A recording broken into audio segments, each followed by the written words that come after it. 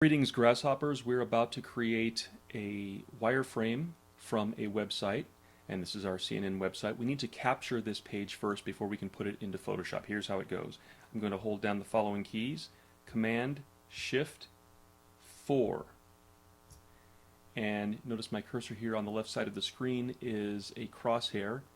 And what I want to do with this crosshair is start at the upper left-hand corner of the CNN page and drag a box to the lower right and let go. Now there should be a noise that comes with this, but there may be something going on with my software. Anyway, what happened is over here on the far right side, right there, is the screenshot captured as a document. And what I want to do is go drag that onto my Photoshop page, or my Photoshop icon here in my dock, and it shows up as its own document. Now I'm going to hit the letter F to hide everything. I'm also going to do another keyboard shortcut, Command 0, to fit to screen. And you can see how that works. Now we've got it set up as a background image over here. That's great. So my first thing is I just want to capture the regions. And we're going to do that with the, actually we'll just choose it up here, the rectangle tool. And I will probably use, gray is fine, black, any color, any singular color is fine, just to get us started. And I'm just going to go through here and grab these elements here and just start drawing boxes. Now in this case I'm drawing a box on the first banner here at the top. And I will draw a second banner. You don't have to start at the perfect corner place. We're just roughing this in right now. So I'll do a second one here. Now it's going to look like this whole banner is one piece. And for now that's okay. That will change as we move along. And I'm just going to continue on with my building of boxes. I'm going to go fairly rapidly here. Now I'm also going to make a small box for typography type things. I'll do one over here for the date as well. Okay, here's one. Actually, there's a whole box here for that whole spot. Now I'm going to turn this one off for a moment so I can see the other elements. And in fact, I might even change my shade of gray to a lighter shade of gray so I can see how this looks. But over in my layers panel, you'll see that I will continue adding new layers as we move ahead. I'll even do one here for this box.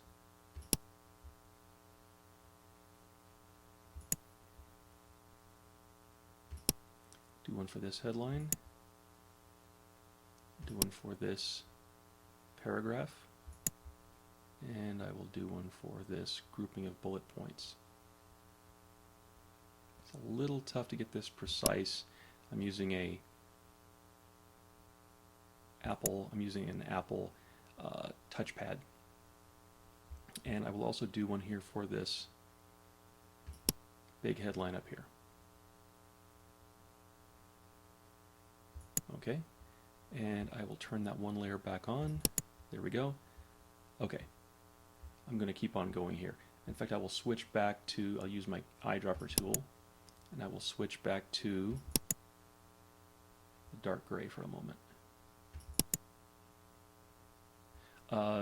Your tools will work slightly different in CS6. This is currently a CS5 that I'm working on here, and that's okay for now. There's a slight difference in CS5 to 6. Okay, going to continue on here. How about a box that covers this spot here?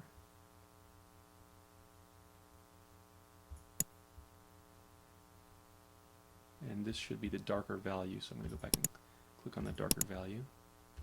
There we go.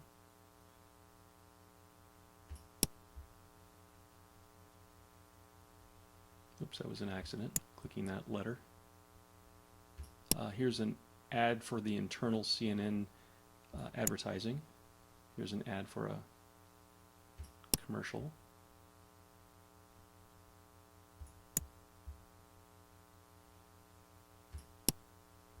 And then here's the headlines for all these videos down below.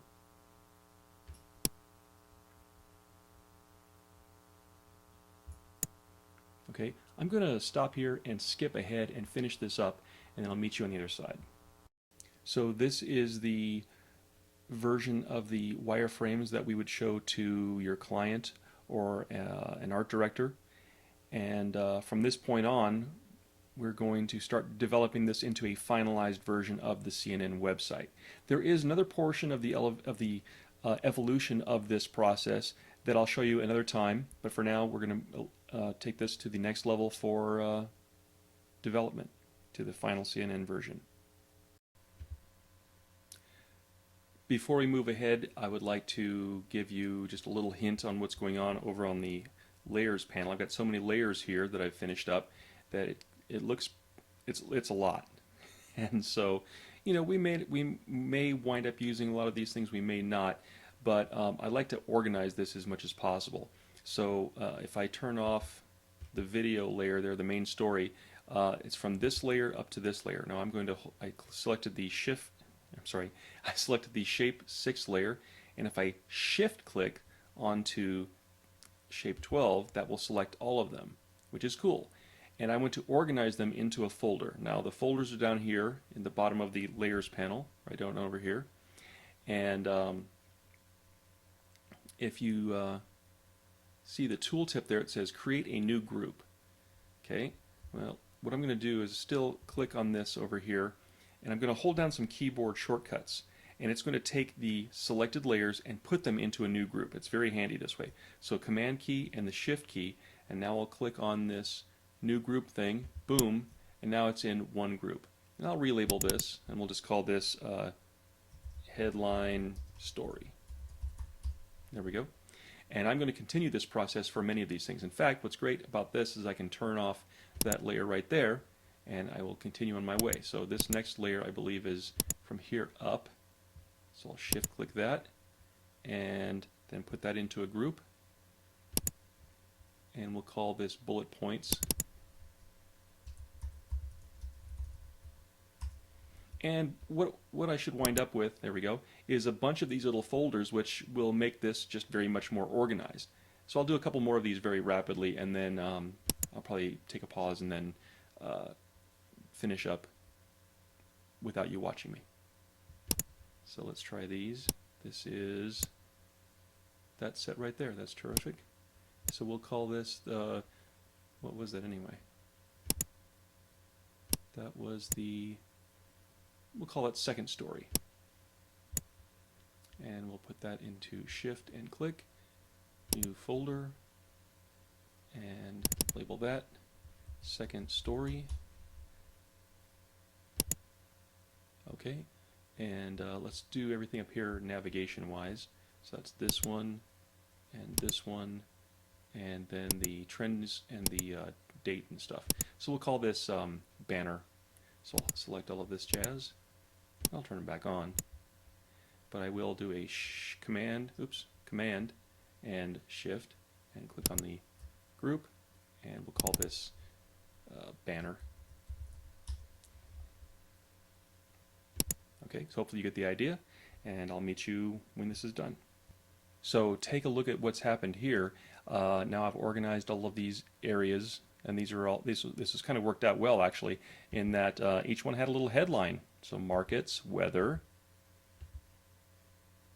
read this, watch that. So that kind of worked out nice. They've all got a little category that worked out well for the group folders there. I didn't put the ad in a separate area just because it was just one block. And now would be a great time to save the document. So I'm going to hit save, and since it's the first time we're saving a multi-layer document, it's going to ask us, what do you want to call this? And I will call this CNN Wireframe, and hit save. Maximize compatibility.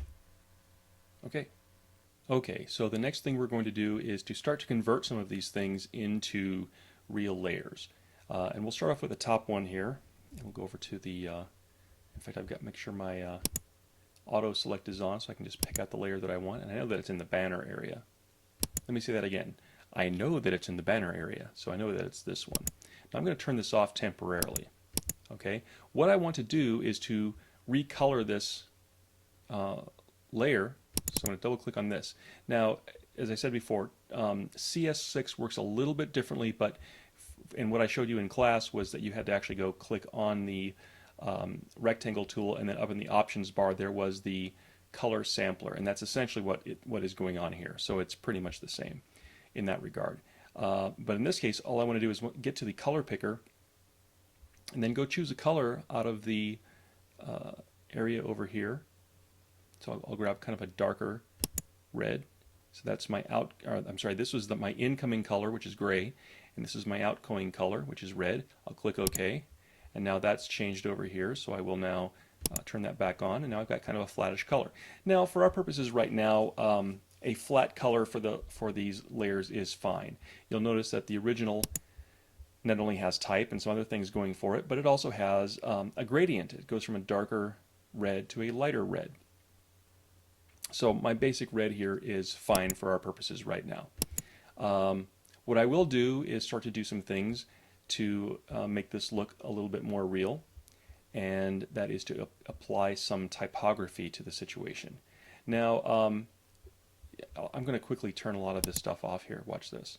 I'm going to hold down the Option key and then click on the background layer so you can see what happens. It turns everything else off except that one that I clicked on. And I even mentioned this in class, I hope you remember, that there are basically two kinds of fonts that are really created for the internet, and that would be Verdana, Verdana, and Georgia. And that the Verdana is a sans serif font, which means without a serif, and that would be this one here, and this one here. This is a serif font, and you can kind of see what that looks like. You can really see it on the letter T in particular, but you get a nice contrast between the different kinds of fonts. So I'll be applying pretty much those situations. So let me start off with the 4 days left to do the impasse here, and I will click the type tool, and I will also change my color values to black and white. I suppose because actually the color there really isn't a solid black. It is a little bit lighter. I wonder if I can see. So black here would be strictly 0 on the in the brightness channel. Just for giggles, I'm going to find out what color this is. Let's see. So I'll click there, and yeah, it's 25% brightness. So it's actually 75. Well, it's only 25%. Okay, so maybe I'll leave it that way. So I'll go back to the type tool, and that it does have the 25%, so that's cool. And I will go ahead and click in here, and there's some point type there. So I will type in the headline for, now of course it's hard to see against that dark background, so let me back out of this. Remember these guys up here, this will cancel our type layer, this will confirm it and finish it up. I'm just going to cancel this. And I'll just go down here where we can see that. There we go. 4 days left to break impasse. Okay, not big enough yet, obviously. Now, there are some controls up here. I like to turn on the character panel, and then I will crank up the size. I think in class I did this at like 48. And I also changed the font. So if I highlight this, and I will go to Verdana, I said, right? V-E-R. There it goes right there. Verdana. So that's pretty close. Getting a lot better now. We'll also try to do the bold version. Also looking good. And I think in one of the demos I did this week, I said it was going to be around -80. Let's see what that looks like. I'm going to switch to my move tool and lay it out over here. Pretty close. I might get away with, well, I went to -75 just because it was in the menu.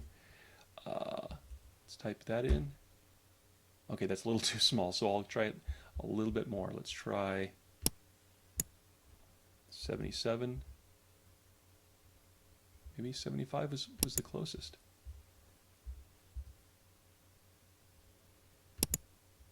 Going to keep on going here. 74.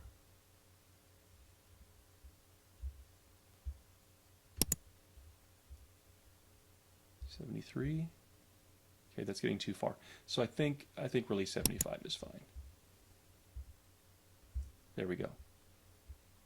Cool. I might use my arrow tools to kind of move this around a little bit more. So what I did there, in case you didn't catch that, is I changed the number here for the tracking. And all the tracking is that it's a consistent spacing of the letters on the entire layer or paragraph. If you are familiar with the term kerning, then you would do that with this one right over here, and we would do something like this. We were, let's say, I have to have the type tool on, of course. And let's say that I want to change the spacing between two letters. I could change this value right over here. So let's say minus 75, for instance. And it gets a lot closer. Now it brings everything else, but this is the only space that's really changing. So that's kerning. Now if there were still some problems left, I might actually go through and do some more kerning, but this is definitely usable here. So I will confirm this, or I will also hit the Enter key on my 10 keypad and confirm that it's any changes. Okay, and that's the way you would really treat a lot of this stuff. Now I'll try this one here, the 13 days into partial government shutdown. Now for my money also, well actually I can't, this isn't actually a web page, so I can't really copy and paste that. So what I'm going to do is just do a paragraph. Now I think what I'm going to do is to click and drag a type box right over here. So this is for doing paragraphs. And I will crank this down to, let's say 12 point, and I will also set the font to Georgia. Should all be alphabetical order. There we go, Georgia. And I will take the tracking and reset this to 0 and change the bold to regular, and then quickly type in what we've got to type in here. So thankfully I can type quickly. 13 days into a partial. You know what? I forgot that I told you guys something else. I said don't even type little paragraphs like this. I said to use Greeking. Thankfully, I just remembered that. So now I will go over to the, oh, and I forgot I'm in CS6. Okay, or I'm not in CS6, that is. Okay, there is no Greeking in CS5. Fortunately, I have a way around this. So I'm going to go to my browser, and I will do new browser page, and I will go to a thing called duckisland.com/greekmachine.php. And this is a really fun thing that I've gotten. And actually I only need one paragraph here, so I'll change that to 1. And I can choose different kinds of things. Now in CS6 it'll give you some Latin stuff. This one is just kind of fun because it gives you all kinds of crazy things you can try out, because all you need is just some tech stuff there. So I like pseudo-German is one of my favorites. It gives me a paragraph. Auf blind machen Blitz mitten Deutsch morgen. You know, it sounds like German, but it's totally fake and, you know, whatever. But it's cute. So I will just copy and paste this. So I'll copy it and take this over into Photoshop and paste this. Command V. Hey, that looks pretty good. I might just paste it again. So I'll do a space bar and then paste. So it looks like a whole paragraph there. Now, notice how much spacing there is from line to line. Now, we talked about spacing from the tracking and the kerning, but there's also a thing called leading, and that's what this is. Now, by default, actually, usually it shows up by default in auto. Okay, so it's, here, let me finish this paragraph. I'll hit the Enter key, or I'll hit the checkbox. There we go. It's a little tight there. So let me set this up with auto and see what happens. It opens it up a little bit. I think it go a little bit more, and I think this font is a little small for this. So let's crank this up to like 14. That looks better, and it changes the spacing a little bit more. I think we can open it up a little bit more. Let's go to 14. That's too tight. Let's try 18. That's a little too loose.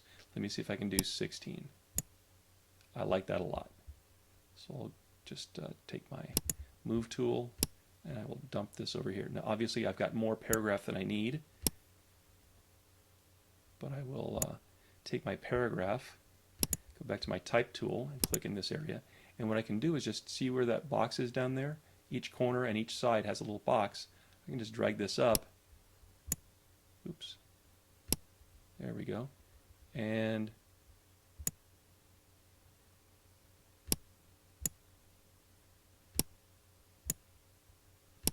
there we go. We'll leave it like that. Maybe a little bit higher. Come on, go a little higher. Okay, close enough.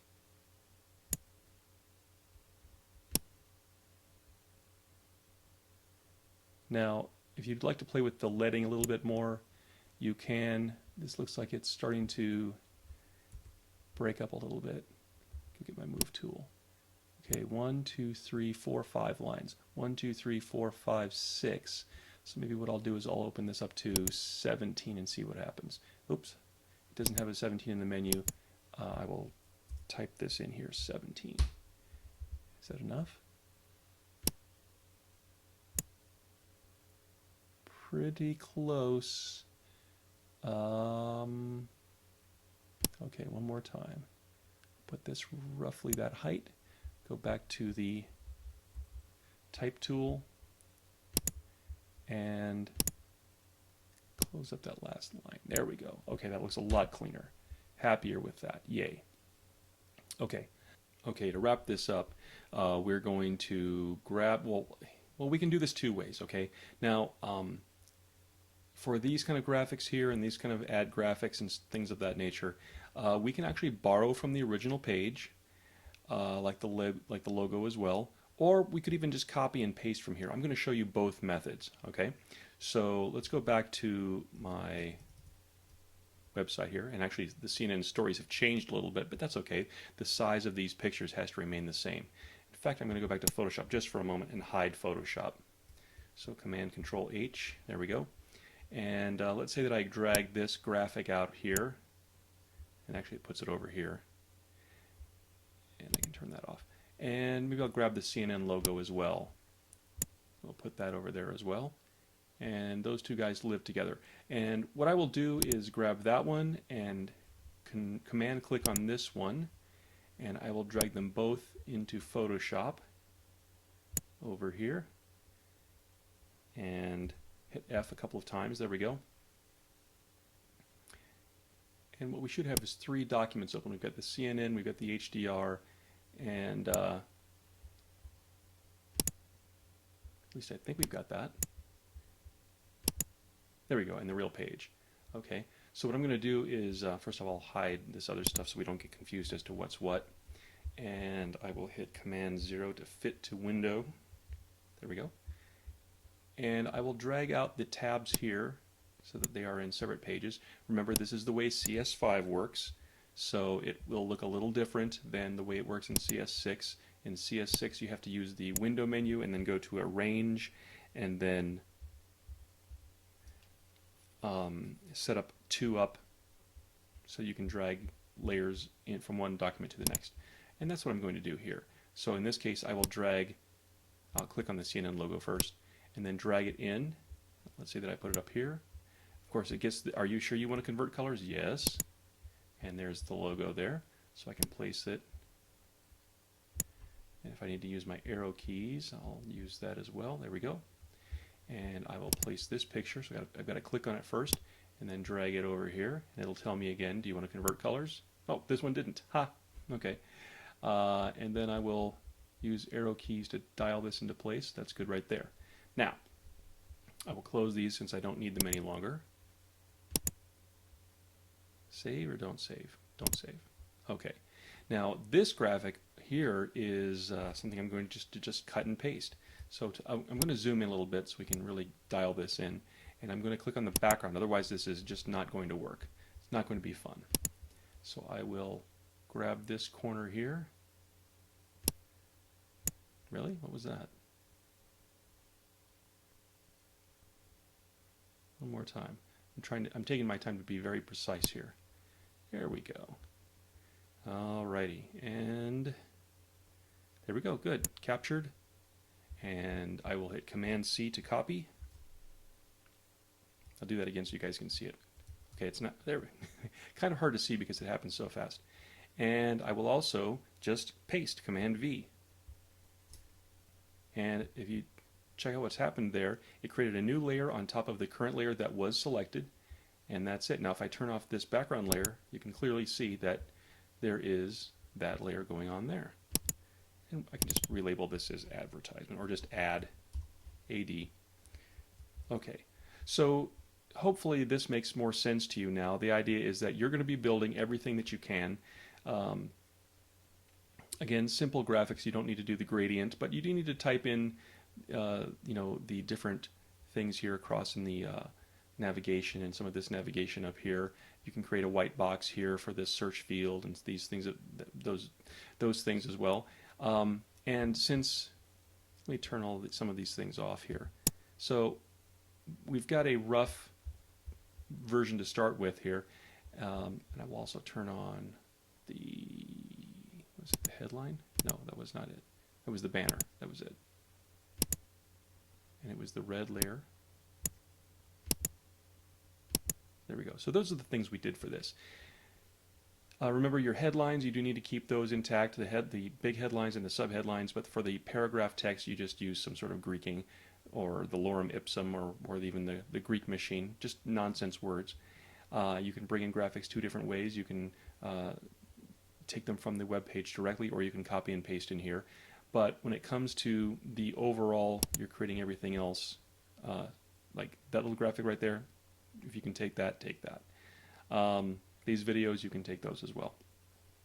And one last thing is I will create a new layer on top of this background, and I will fill this with white. Now the way I'm going to do this time is I will fill from the edit menu, and I will choose a color, white, and that's all white. So then you can use that as your starting point.